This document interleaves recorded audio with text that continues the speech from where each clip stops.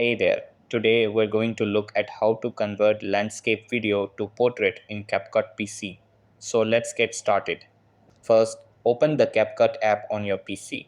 Over here, import your landscape video. Either click import or drag your clip directly from the file explorer. After that, select the video.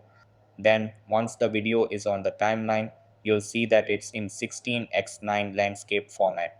Now to convert it to portrait, click on the clip. Then go to the ratio option. It will be set to 16:9 by default. Change this to 9:16.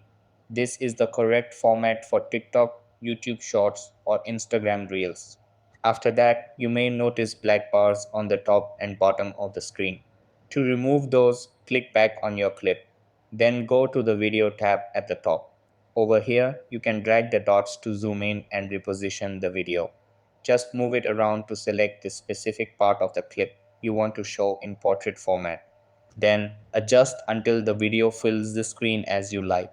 And that's it, your landscape video is now converted to portrait. And that wraps it up. Appreciate you watching.